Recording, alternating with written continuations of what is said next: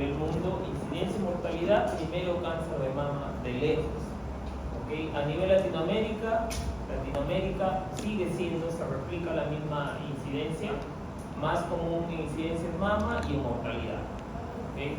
A nivel Perú cambia la cosa un poco porque es el primero en incidencia, pero el segundo en mortalidad. El cáncer que más mata a la mujer peruana es el cáncer de cuello uterino. ¿Okay? Entonces eso es como nos encontramos actualmente a nivel mundo, Latinoamérica y Perú. Como factores de riesgo tenemos varios específicamente. ¿Okay? Cáncer de mama tiene desde su formación, por así decirlo, un patrón hormonal.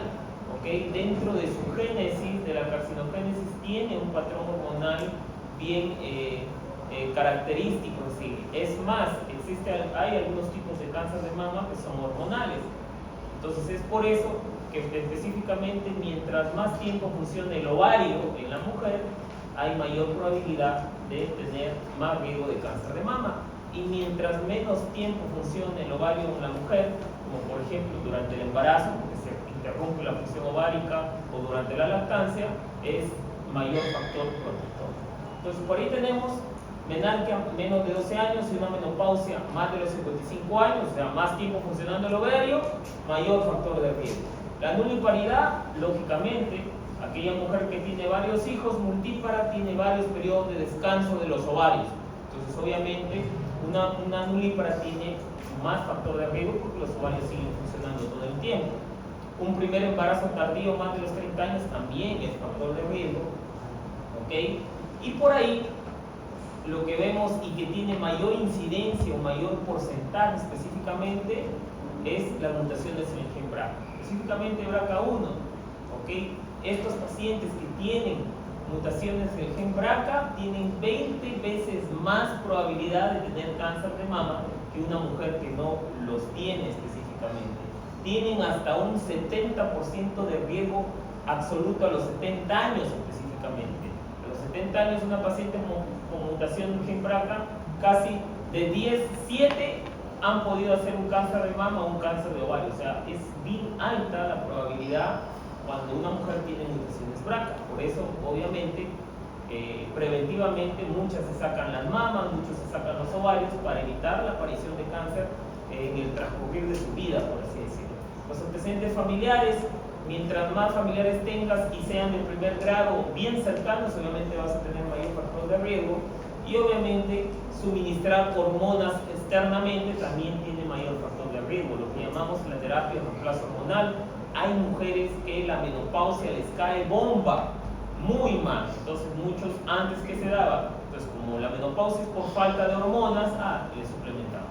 Aquella terapia de reemplazo hormonal extendida por mucho tiempo también se ha visto que a la larga es un factor de riesgo para la producción de cáncer de mama. Obviamente, doctor, ¿existe cáncer de mama en los varones? Sí, existe cáncer de mama en el varón y se trata igualito como el cáncer de mama en la mujer.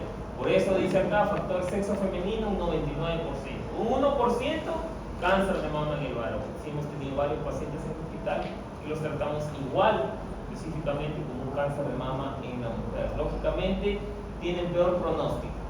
Histológicamente, los cánceres de mama, histológicamente se clasifican en epiteliales, no epiteliales y enfermedades especiales. Los epiteliales específicamente nacen específicamente dentro de los ductos mamarios o de los lóbulos mamarios.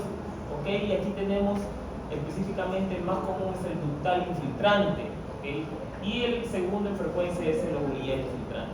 Otras enfermedades que atacan la mama también hay linfoma de mama, sí se ha visto linfoma de mama, hay sarcomas de mama, también hay sarcomas de mama, y hay otros tumores que pueden hacer metástasis a la mama, sí, más raro, pero podría haber.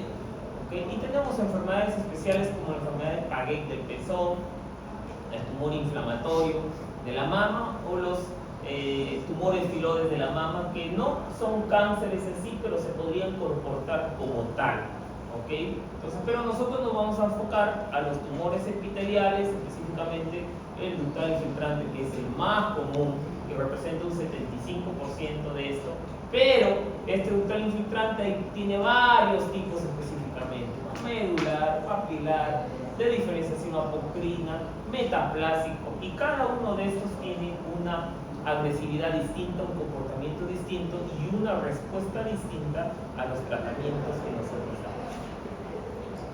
Ahora, para hacer el diagnóstico clave y clásico específicamente, lo clásico es tener un tumor palpable, indurado, está duro, no móvil, de bordes irregulares. Generalmente son tumores únicos, únicos. A veces me llegan jóvenes con varios tumores.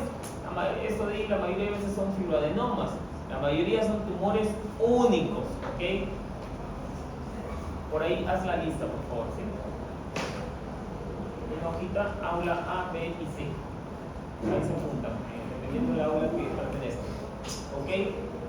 Y obviamente otros signos indirectos de que estamos enfrentándonos a una enfermedad neoplásica son un nódulo, una retracción. A veces el tumor jala un poco una parte de la mama, retrae la mama específicamente. Cuando el tumor está periareolar o detrás del pezón, lo hunde porque lo retrae. A veces la secreción sanguinolenta y a veces los cambios en la piel que podrían haber. Entonces eso generalmente es el cuadro clásico de un tumor de cáncer de mama. Pero todavía un 50-60% de nuestra población nos llega así.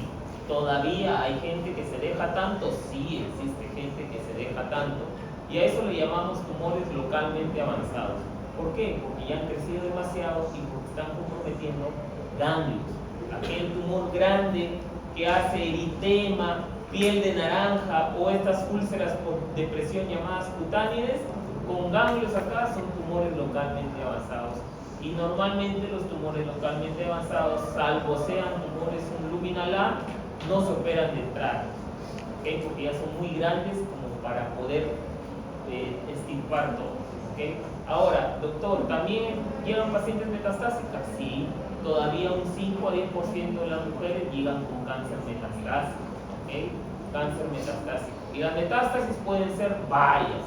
Generalmente, dependiendo del tipo molecular, unos tumores tienen más predisposición por atacar órganos nobles y otros tienen predisposición por atacar otras estructuras, como le llamamos, son de metástasis de bajo riesgo, nosotros le llamamos. ¿Cuáles son las de bajo riesgo? Óseo y ganglionar. Estos son las metástasis de bajo riesgo, pero los que tienen alto riesgo son los que atacan vísceras, pulmón, hígado, cerebro, esos de alto riesgo. Generalmente, dependiendo del patrón molecular o del tipo molecular del tumor, tiene la predisposición por esta presentación de la metástasis. Ahora, para el diagnóstico, simple. Las imágenes simples nos van a ayudar, y en general, para las mujeres mayores de 40 años, lo que recomendamos es una mamografía. ¿Y la mamografía qué va a ver? La mamografía es una foto y lo que va a encontrar, lo que se busca en la mamografía son las llamadas calcificaciones agrupadas, mayores de 40 años. Existe la tomografía o la mamografía en 3D, que es la llamada tomosíntesis. Se ve un poquito más claro, pero obviamente lo que se busca, estas son calcificaciones agrupadas. Para menores de 40 años tenemos la ecografía de mama. Y la ecografía que te permite verificar en tiempo real las características de la lesión. Ya no es una foto, sino es algo que estás viendo en vivo y puedes ver si es líquido, si es quiste, si es sólido y si tiene vascularización o no, que son indicios de que podría tratarse de algo malo. También utilizamos ecografía, pero menores de 40 años. Y otra ventaja de la ecografía que te permite también identificar la lesión para hacer una biopsia guiada por ecografía. Aquellas mujeres donde tenemos tumores que son muy chiquitos o no se aprecian o no se ven, hemos tenido pacientes que debutan con ganglios, ganglio axilar, le toman biopsia al ganglio, metástasis de cáncer de mama, le hacen la ecografía, nada. ¿Le hace la mamografía? Nada. ¿Qué hago, doctor? Hay que tomarle resonancia magnética. La resonancia es un poco más sensible para ese tipo de lesiones. Pero lo malo de la resonancia que te podría dar muchos falsos positivos. Entonces va a depender, de repente ves una lesión benigna y a la final le asustas a la paciente y puedes decir, fue algo maligno. Entonces miren, los falsos positivos pueden llegar hasta el 80%. Entonces, solamente la tenemos para casos especiales. Y lo interesante de estos estudios de imágenes que van acoplados específicamente a los tamizajes que nosotros hacemos. En nuestro querido Perú, ¿ok? Mamografía a partir de los 40 años y a partir de los 25 años algún examen con un profesional de la salud, ¿ok? 25 años. De menos edad, lógicamente siempre lo que hacemos extensivo es el autoexamen de la mama. 7 días después de la menstruación, la mujer tiene que ponerse su bracito detrás de la cabeza y comenzar a palparse en forma circular a ver si encuentra algún bultito o algo extraño. ¿Siempre tienen que hacerlo? Sí, para que conozcan su anatomía. Porque cuando después aparezca una lesión, a veces algunos pacientes, oye, ¿y esto de acá? ¿Te has dado cuenta? No, doctor. ¿Ha estado ahí? No sé, doctor. ¿Por qué? Porque nunca se palpa. Entonces, la mejor forma de conocerse es autoexaminándose, ¿okay? Para saber qué es lo normal en ti y qué no es normal y poder alertarnos de lo que pueda pasar. En la mamografía lo que se busca, como dije, son las microcalcificaciones, estos puntitos blanquitos. Generalmente le llamamos microcalcificaciones agrupadas, que tienen que ser en un número mayor a 6 de estas microcalcificaciones para considerarlas sospechosas de alguna neoplasia que se esté desarrollando. ¿Qué más podemos ver?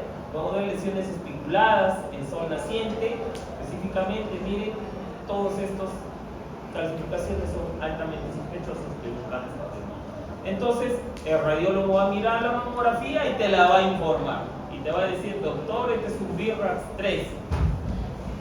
Y va a llegar tu vecina con el BRAF 3 y te va a decir, ¿qué hago? Y el estudiante del octavo ciclo de la CIPAN le va a decir, tiene cáncer, sáquese la mama. ¿Sí o no, Flaco? No, ¿no es cierto? No, pues, ¿por qué? Porque está llevando el curso de oncología y ya sabe cómo responder. BRAF 3 tiene menos del 2% de probabilidad de ser maligno. Entonces, ¿qué hacemos?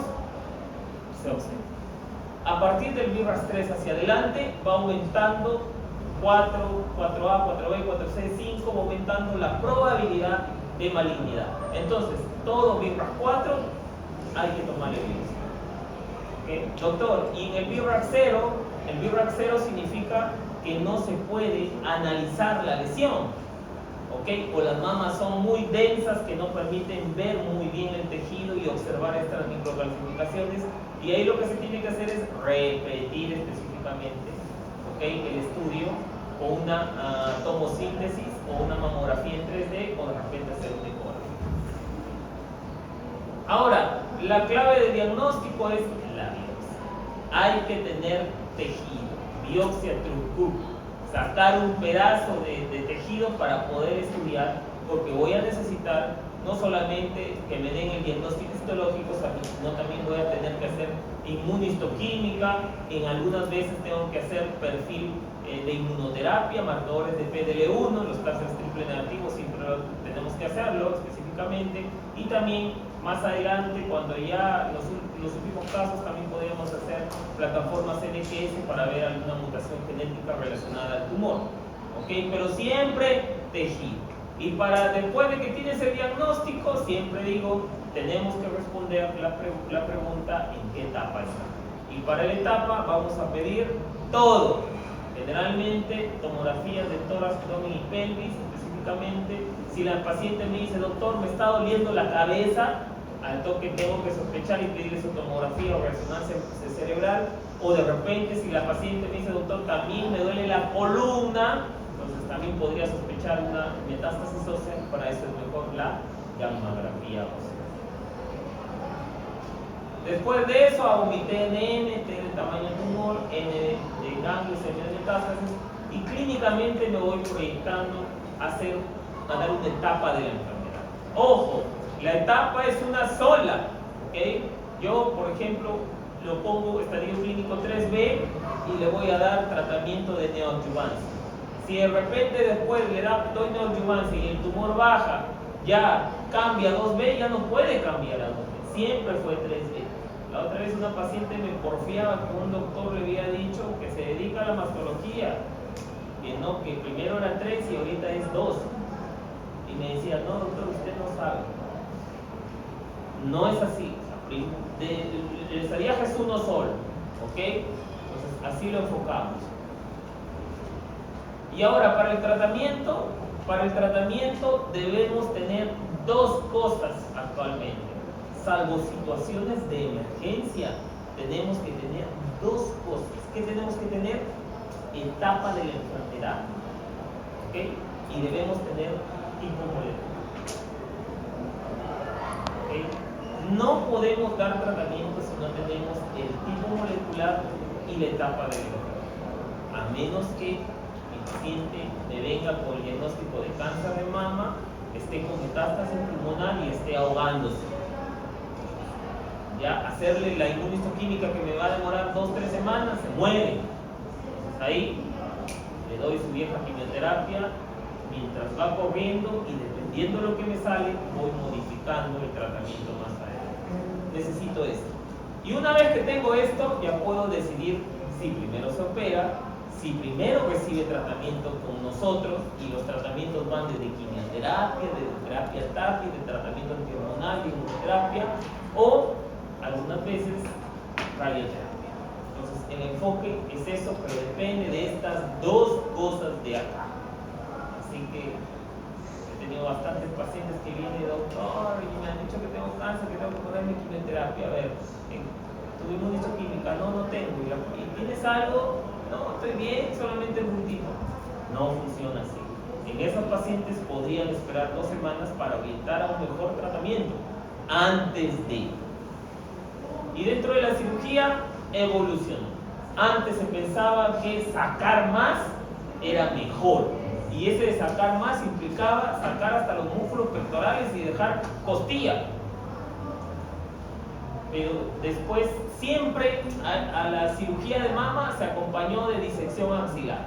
Pero esto en el transcurso del tiempo ha ido evolucionando y se ha demostrado que el hecho de sacar más podría ser, no es más que sacar algo localizado, ¿okay? De hacer las cirugías conservadoras. Y ahora las cirugías pueden ser tan bonitas como esta, que ni cicatriz hay. Esas son las cirugías ortoplásticas específicamente, que hacen para guardar la parte estética femenina, ¿no? Porque tener es complicado y emocionalmente complejo que a una mujer le quiten una mama. Entonces es complejo. Entonces ahora se trata de ser más conservador, ¿okay?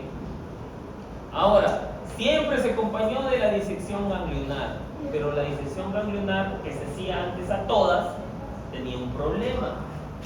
En un 15 a 20% de 10 pacientes diseccionados ganglionarmente, 2 hacían el famoso brazo de gigante o linfedema.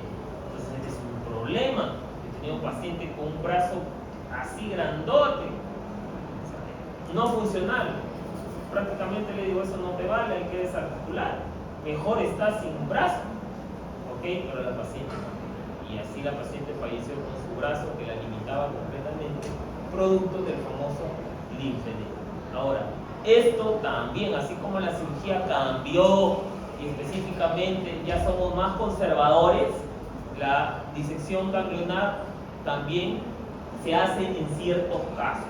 Entonces, ¿qué se hace primero? Durante la cirugía se toma una muestra de 1 o 2 ganglios y si se ve si están positivos o no. Eso se llama ganglio centinela.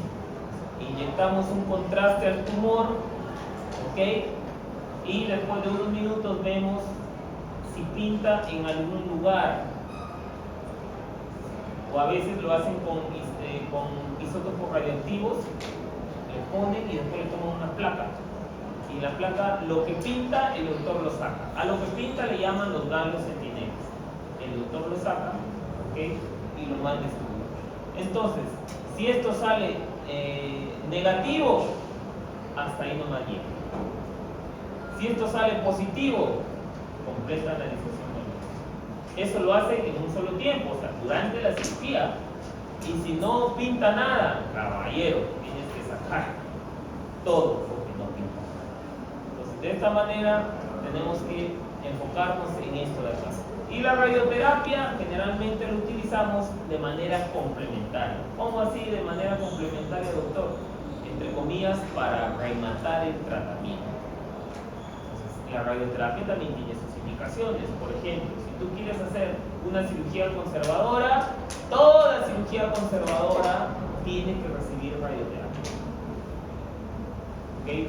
Aquella persona que le sacan la mama, le sacaron toda la mama, decidieron mastectomía y el tumor medía más de 5 centímetros, va a radioterapia. Si le hicieron disección ganglionar y tuvieron más de 3 ganglios, va a radioterapia. Tiene sus indicaciones específicas de esto de la radioterapia. Y también ha ido evolucionando. Antes los doctores daban bastantes sesiones y los equipos de radioterapia eran el campo de radiación era muy grande. Antes el haz de radiación a veces se metía hasta el pulmón y a veces ¿qué causaba? Fibrosis pulmonar, y a la larga, dependiendo de la dosis que daban, podrían causar hasta segundas neoplasias, producto de la radioterapia. Ahora no, la maquinita es bien bacán, como se dice, es muy específica. Un brazo que va a dar vuelta y el haz de la radioterapia te lo va a dar donde el doctor lo enfoca.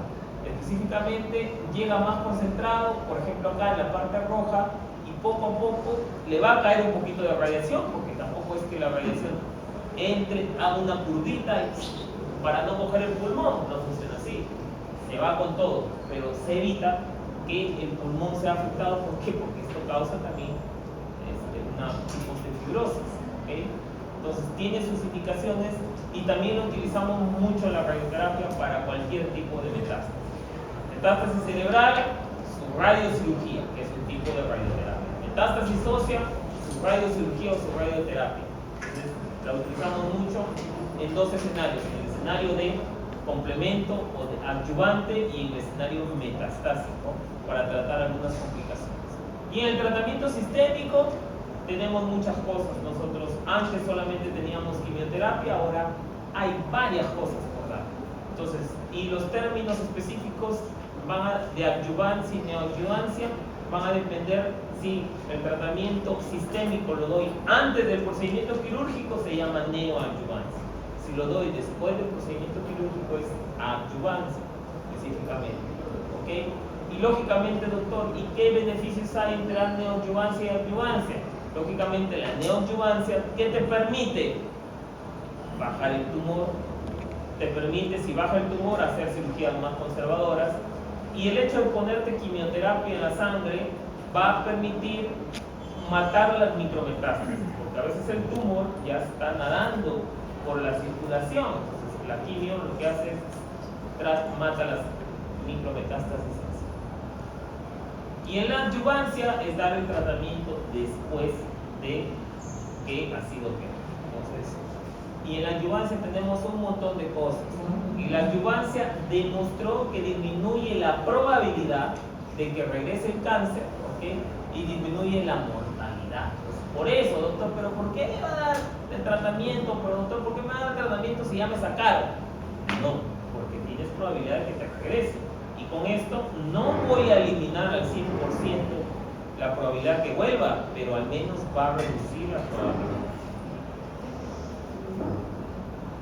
Regímenes varios, y ahora últimamente con el boom de la inmunistoquímica y de los tipos moleculares, conocemos que hay ciertos tipos de tumores específicos que las quimioterapias no le funcionan y que funcionan mejor con los tratamientos antihormonales. ¿Okay? Aquí tenemos tratamiento antihormonal, damos en adyuvancia después de haber acabado la quimio, y también en personas que tienen cáncer metastásico al debut luminales lo podemos dar de entrada. Antes lo único que teníamos es paciente con cáncer de mama luminal B, con metástasis hepática y pulmonar, dale quimio. La única salvación. Ahora vemos a ese paciente, hay que darle 3 pastillitas al día de ribociclib. Con eso ha demostrado ser mejor que la quimioterapia. Y el paciente está con 3 pastillitas al día. Si le choca mucho, le bajo a 2. Y así lo puedo tener 2-3 años hasta que me progrese la enfermedad y ver qué más le doy. Entonces, el enfoque es eso. Todo ha cambiado ahora, todo ha cambiado. Y también tenemos los tratamientos target. Entonces, aquellos pacientes que tienen sobreexpresión de HER2, el HER2 es una proteína de membrana que está en las células de las células neoplásicas específicamente, y lo que hace normalmente, porque también existe normalmente este HER2, es mandar señales al núcleo para la producción celular. Es muy importante el HER2 durante la pubertad, la adolescencia, el crecimiento crecimiento mamario, estos HER2 normales que tienen en las células normales de la mama hacen crecer la mama normal, ¿ok? Pero en algunos tipos de cánceres estos HER están en abundancia. Y como están en abundancia, mandan muchas señales a las células tumorales para que crezcan. En conclusión, tienen crecimiento rápido. Y la quimioterapia sola no ayudaba, porque le dábamos tratamiento, el tumor bajaba la primera semana, pero a la segunda semana ya comenzaba a crecer. ¿Por qué? Porque tenía muchos receptores HER y estos receptores HER estimulaban mucho el crecimiento tumoral. Entonces, ¿qué hicimos? Hay que bloquear los HER. De Roche elaboraron el trastuzumab, un anticuerpo monoclonal que junto con la quimio, ¿qué hace? La quimio golpea, ¿ok? Destruye, y el trastuzumab a los receptores que hacen crecer las células tumorales las bloquea. Entonces, hace una sinergia y el tratamiento va. Hay de primera generación, ahorita tenemos trastuzumab, pertuzumab TDM1 y el famoso trastuzumab perustecan, que es el que damos cuando falla todo. ¿Okay? Tenemos varios pacientes con trastuzumab que están yendo muy bien.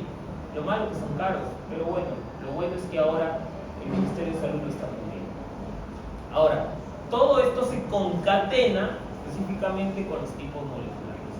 Entonces, ¿qué pasaba? Antes de los años 2000, décadas 60, 70, 80, a todos les dábamos el mismo tratamiento. A todos. Entonces, ¿qué veíamos? A algunos pacientes les funcionaba la quimio, a otras no les funcionaba y siempre no había un criterio de selección. Aquí le voy a dar esto y aquí le voy a dar lo otro. Entonces, en el año 2000, un médico comenzó a estudiar infinidad de tumores, un banco de tumores, comenzó a sacar muestras y comenzó a estudiarlos molecularmente. Comenzó a mirar genes, dosar genes y a las finales él se dio cuenta que el cáncer de mama no era una sola enfermedad, sino eran varios tipos específicamente. Y lo particular de estos tipos lo correlacionó con el tratamiento que habían recibido en retrospectiva y vio que algunos eran más agresivos que otros, vio que a algunos les funcionaba mejor un tratamiento que otro. Eso es lo que nosotros llamamos la clasificación molecular del cáncer de la mama. ¿Okay? Eso fue en el año 2000. ¿Y qué tenemos? Tumores luminales, luminal A, luminal B, tumores HER2, lo que estábamos hablando, y los famosos triple negativos. Los luminales son los hormonales, el luminal A es el más hormonal, ¿okay? No le funciona mucho la quimioterapia, es un tumor que tiene un índice proliferativo muy bajito, ¿okay? En comparación del luminal B, que también tiene un patrón de crecimiento influenciado por las hormonas, pero este es un poquito más agresivo, un factor de crecimiento Ki67 un poquito más expresado. El HER2, lo que dijimos, tiene mayor sobreexpresión de estas proteínas en las células tumorales, y el triple negativo que no marcaba nada. ¿Okay? Entonces, específicamente, comenzaron a hacer la marcación, y en la marcación se hace con la famosa inmunohistoquímica. El doctor Perú, cuando vio la clasificación molecular, como su nombre lo dice, lo hizo por genética, en laboratorios de biología molecular. Entonces, eso lo hace más específico. Pero laboratorios de biología molecular no hay en todo el mundo, no hay en todas las ciudades. Entonces, ahí quedó, se tuvo un problema. Entonces, doctor, muy bonito su descubrimiento, pero no lo podemos practicar. ¿Qué vamos a hacer? O sea, hay que ver una forma de cómo llegar ahí. Entonces, los patólogos se reunieron y dijeron: si hacemos inmunohistoquímica, que significa cortar los tejidos de las muestras de las biopsias, teñirlos con ciertos específicos colorantes que con una reacción antígeno-anticuerpo colorean y me dicen, eso funcionará, y se vio que sí. O sea, que había una correlación, no del 100%, quizás de un 80%, pero sí funcionó. Y era barato y era accesible. Entonces, ahora, la inmunohistoquímica es la que específicamente utilizamos en todo el mundo para definir estos patrones moleculares. Entonces, específicamente, pedimos un panel de 4 marcadores de inmunohistoquímica. receptor de estrógeno, receptor de progestágeno, progesterona, Ki-67 y HER2. Entonces, con esos 4 marcadores o panel de mama, nosotros hacemos las combinaciones y vemos a quién nos estamos enfrentando. Entonces, si todo está negativo, obviamente es un triple negativo. Si los receptores hormonales están negativos y expresa HER2, HER2 puro. Si tiene receptores hormonales positivos, ya son los luminales. Entonces, si el HER2 negativo, si el Ki-67 es bajito, menos del 20%, índice proliferativo bajo, es luminal A. Si tiene un Ki-67 más del 20%, es luminal B. Y si tiene un receptor de progesterona menos del 20%, también es luminal B. Y si tiene específicamente combinación de receptores hormonales y HER2, es lo que llamamos el luminal B, HER2 sobreexpresado o triple positivo. ¿Okay? Aquí están las combinaciones. ¿Por qué es importante? Por acá, luminal, Ki-67 mayor de 20, receptor de progesterona más de 20, miren acá, porque cuando es menos de 20, ¿qué es? Un luminal B. Específicamente, estos son los de mejor pronóstico, muy buena respuesta a hormonoterapia y baja respuesta a quimioterapia. Entonces, y en el extremo tenemos a los triples negativos, específicamente, que son los de peor pronóstico, tienen alta sensibilidad momentánea a la quimioterapia, específicamente, ¿okay? Pero ahora estamos utilizando inmunoterapia para poder tratar estos tumores con muy buena respuesta.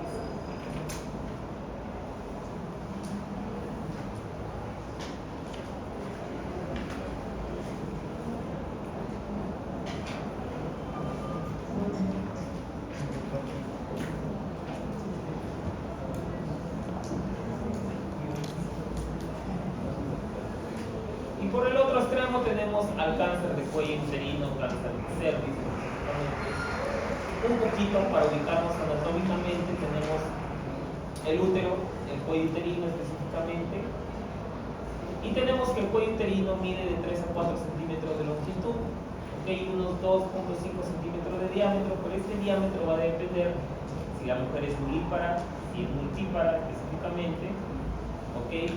Entonces es la última porción del útero que está en íntimamente contacto con la vagina. Y anatómicamente, vamos a regresar un poquito, al costado del cuello uterino, que es esto de acá, encontramos estos ligamentos y esta zona de acá es lo que nosotros llamamos paramétrios. ¿Okay? Estos son los paramétrios, parametrio derecho y parametrio izquierdo. ¿Okay? Esos son los famosos paramétrios. Está tercio superior de la vagina, tercio medio y tercio inferior de la vagina.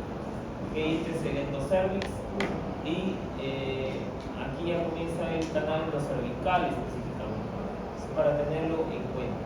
Entonces, este cuello uterino, ¿okay?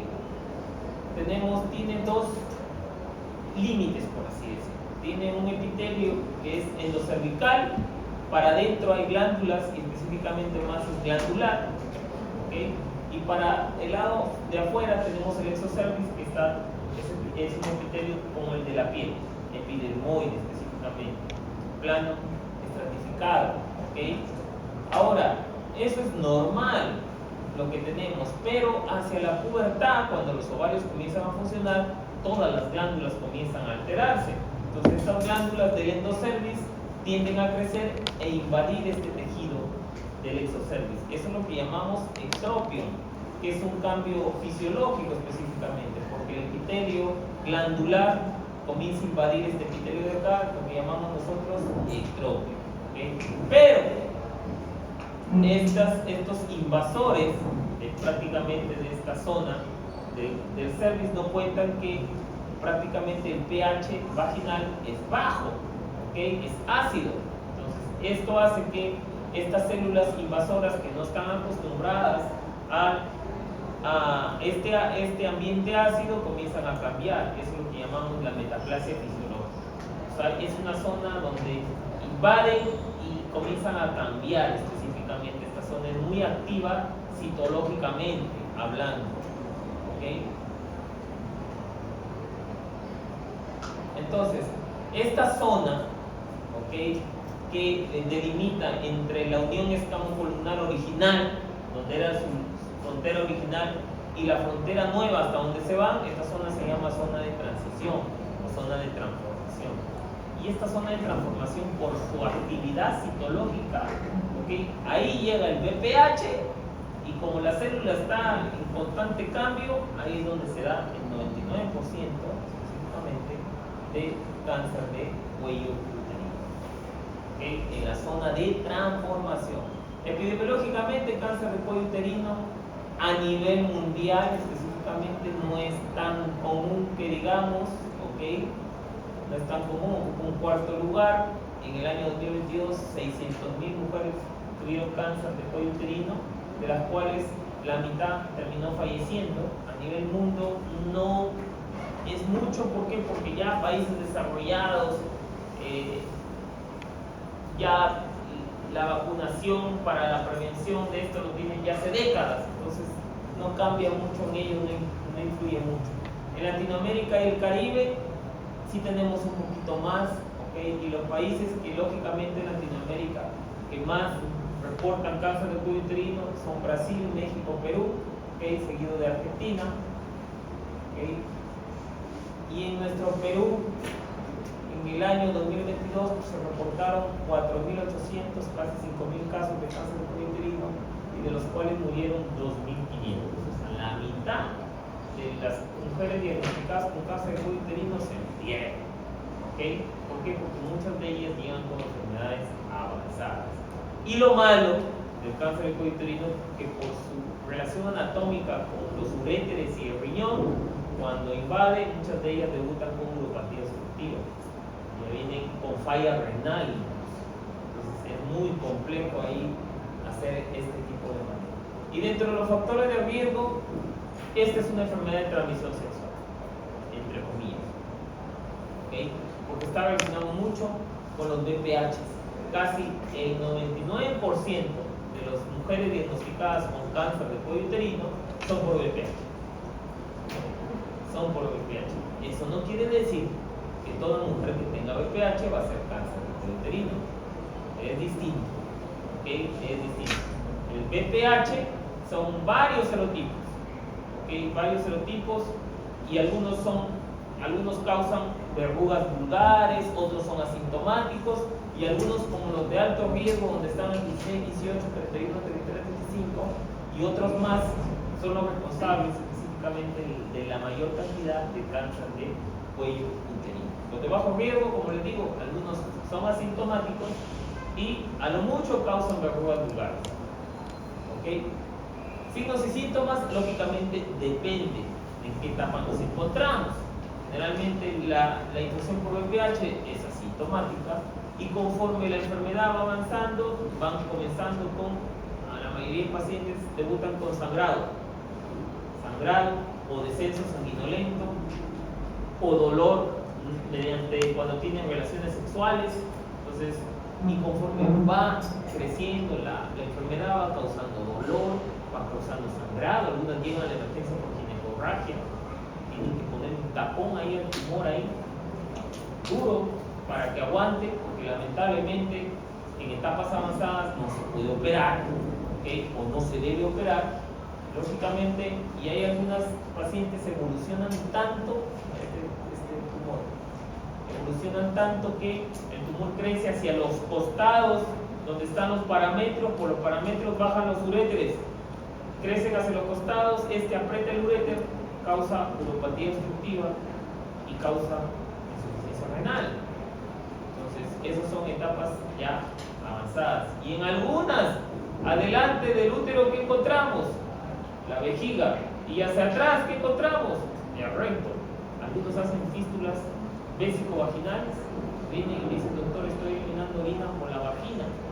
O en el peor de los casos: doctor, estoy eliminando heces por la vagina. Ya creció tanto que se fue hacia atrás y está causando fístulas. Lógicamente, todo eso de ahí, las fístulas, todo eso, me impiden dar algún tratamiento sistémico en estos tipos de pacientes.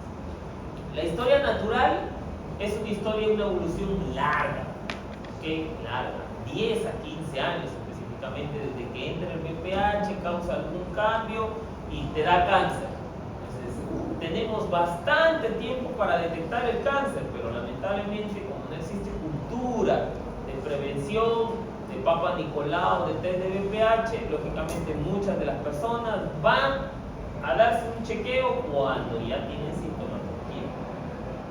Y muchas las alerta de sangrado. ¿Ok? Las alerta de sangrado. Ahora, tenemos una evolución de lesiones premalignas. Antes de pasar a ser un cáncer, tenemos lesiones premalignas, los famosos NIC. Ninguno displasia leve, ni dos displasia moderada, ni tres displasia severa. O después, la clasificación de 2021 lo englobó en Bethesda, lesiones escamosas de permeabilidad de bajo grado y lesiones escamosas de permeabilidad de alto grado, que correspondería a NIC 2 y NIC 3. En general, los NIC 1, específicamente los NIC 1 generalmente se observan. Ahora, estas displasias que pueden ser leve, moderada, severa, solitas pueden regresionar, ¿okay? Solitas pueden estar quiescentes en el mismo tamaño o pueden progresar, pueden avanzar hacia una lesión de potencial malignidad.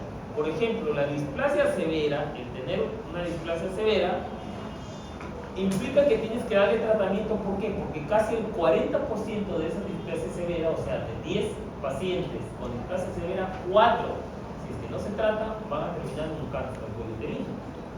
¿Okay?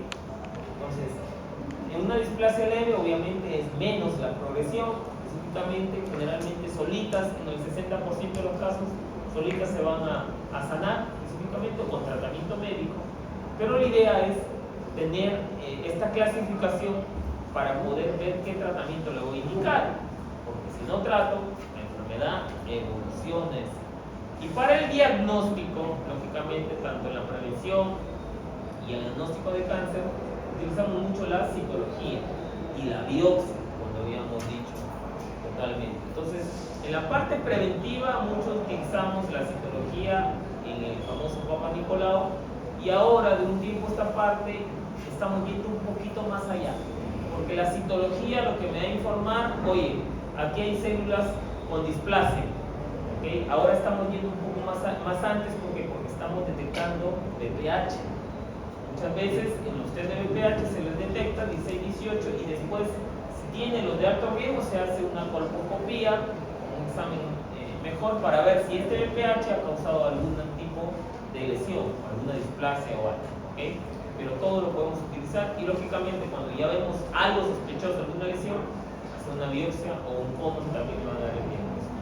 Ahora, el Papa Nicolau tiene una sensibilidad del 50%, o sea, no es mucha, pero lo que sí tiene una gran especificidad. ¿Qué significa?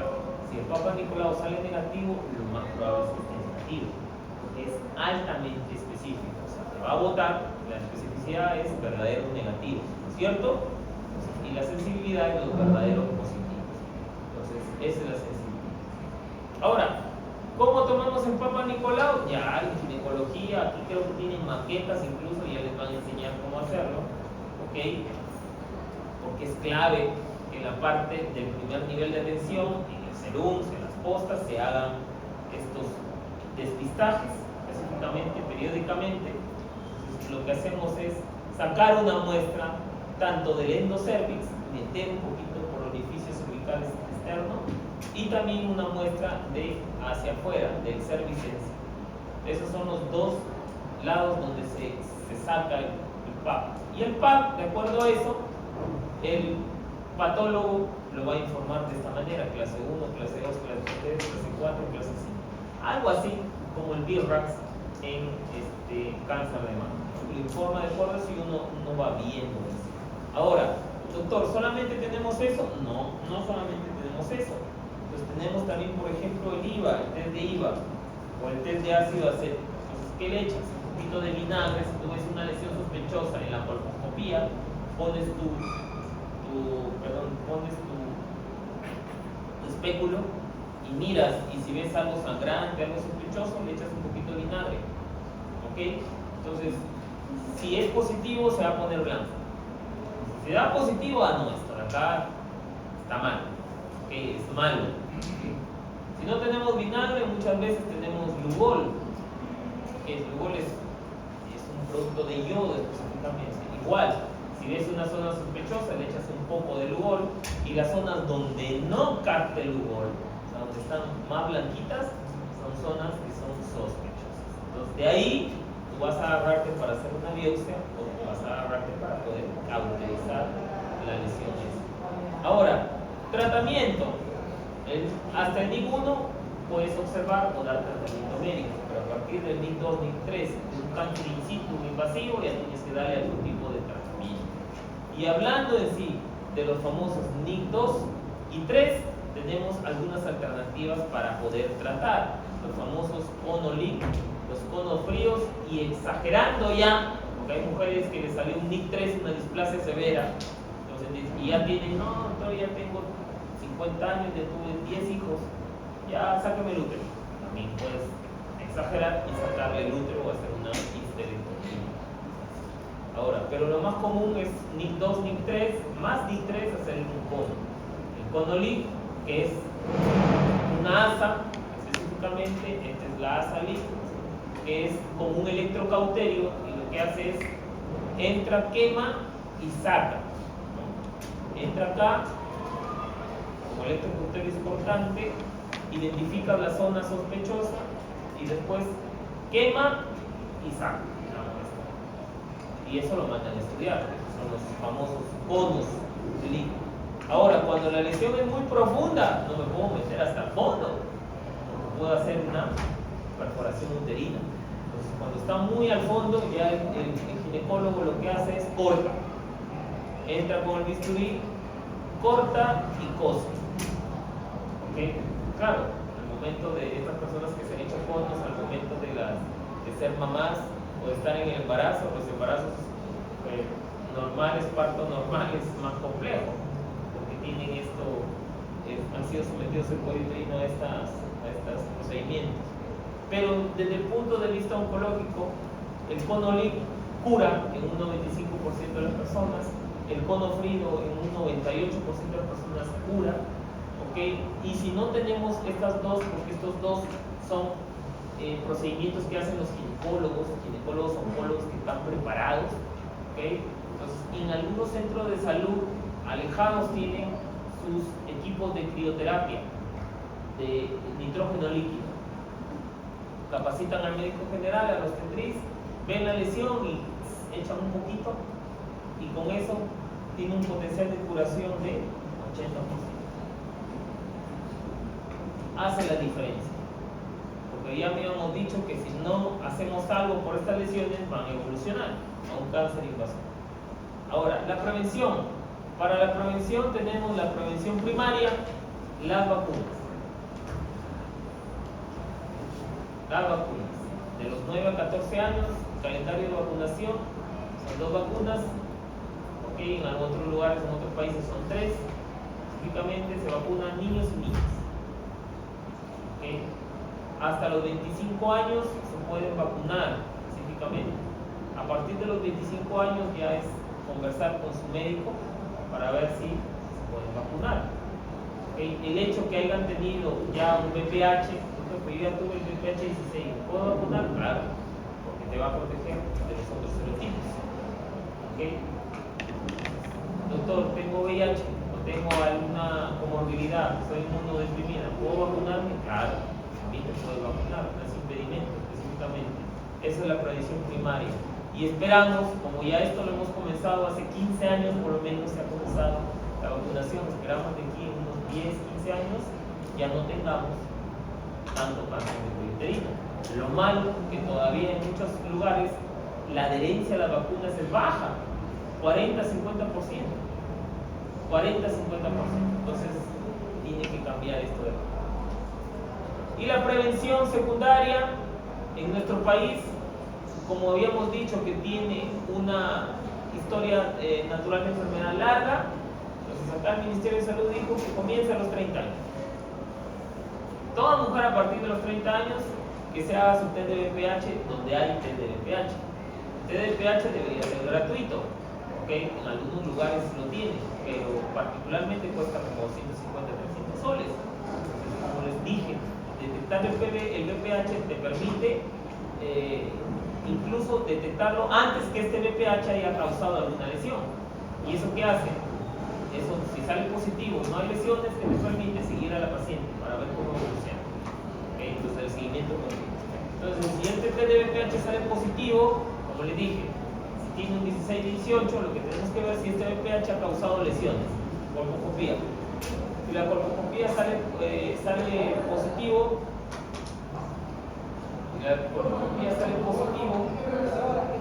terapia ablativa, crioterapia, monolito, monofrío, cualquiera de estos. ¿Okay? Ahora, si no tenemos colposcopio, le echamos su test de IVA, su ácido, para ver si pinta blanco. ¿Ya? Si es negativo, normal, lo podemos observar incluso. Y si es positivo, si pinta blanco, hay que hacerle lo que habíamos comentado: monolito, monofrío, doctor, no tenemos BPH, IVA. 30-49 IVA. Si es negativo, control de 3 meses. Si es positivo, ablación. ¿Okay? Para mujeres de 50 años en adelante, se supone que si estas mujeres ya fueron expuestas al virus de BPH, se supone que ya a los 50 años ya deberían haber cambios, ¿no es cierto? Porque la evolución natural de la enfermedad es larga. Pues ahí, ¿qué le hacemos? PAC. Porque PAC buscamos un raspadito y buscamos, vemos células. Y si hay un PAC positivo, colposcopía y ver si se puede cauterizar con todas las técnicas. Cuando dejamos esto, no hacemos no tratamos estas lesiones premalignas, avanza un cáncer invasor. Y este cáncer invasor, como habíamos comentado, el exocervix prácticamente tiene epitelio de la piel, plano, escamoso. Por eso el principal tipo de cáncer uterino es el epidermoide, escamoso. Otro porcentaje es adenocarcinoma, ¿okay? Porque a veces del endocervix baja la exocervix, ese es el adenocarcinoma, y hay otros tipos raros, como por ejemplo los carcinomas neuroendocrinos, melanomas, linfomas también hemos tenido del cuello uterino. Ahora, como habíamos dicho, tenemos acá la enfermedad, puede diseminar directamente a vagina, ¿okay? Se puede ir al endocervix, endometrio, miometrio, hacia adelante puede ir a la vejiga, hacia atrás puede ir al recto, a través de los ganglios puede coger ganglios pélvicos o regionales, y en algunos casos vía hematógena, vía sangre, puede ser metástasis en otros lados, pulmón, hígado, cerebro, todo lo demás. Y para el estadiaje, el cáncer de cuello uterino es el único cáncer que podríamos hacer un estadiaje clínico. ¿Qué significa? Sabiendo cuánto mide tu espejo del dedo y haciendo un buen tacto vaginal, tú puedes ver cuánto mide la lesión, si ha invadido paramétrios, específicamente, si ha hecho compromiso del hueso pélvico, que hace la palpación bimanual. Entonces ya el ginecólogo se puede imaginar en qué etapa puede estar.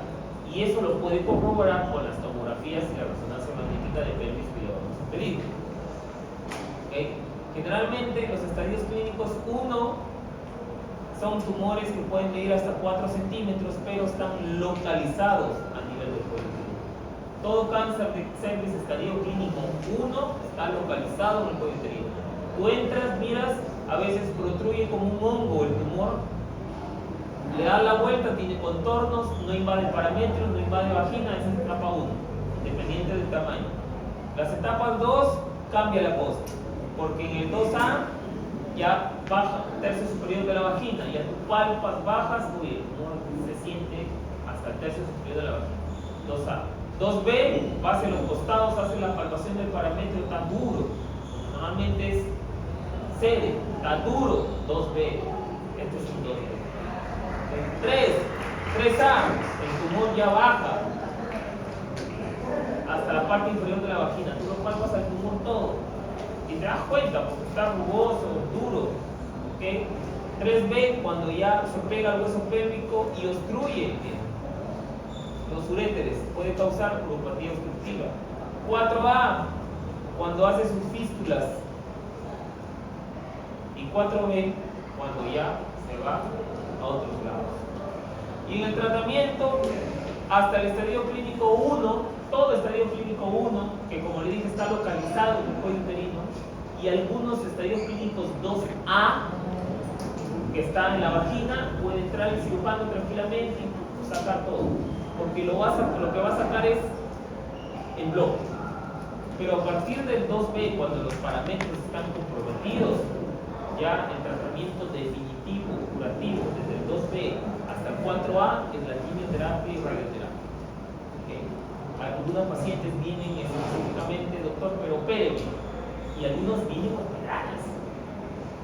¿Y qué dice la patología? Parámetros comprometidos, por pura. Generalmente es con una resonancia magnética de PEPIS, entonces se dan cuenta que los parámetros están comprometidos, 2B no se opera. Quimio radio braquio.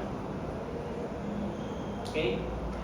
Y los estadios clínicos 4, ahora estamos dando quimioterapia, 4B con inmunoterapia, dependiendo la expresión del PDL1, que es un marcador de inmunoterapia. Tenemos quimio, inmuno y bevacizumab, que es un antivillero. Entonces ahí le combinamos. En los menos de 1 solamente tenemos lo clásico. Listo, ¿preguntas?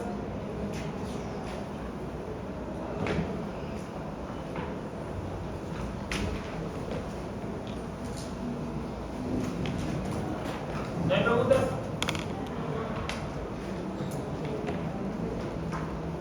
Listo, entonces ya con eso y más lecturas, 6 de la tarde. ¿Están en el cielo?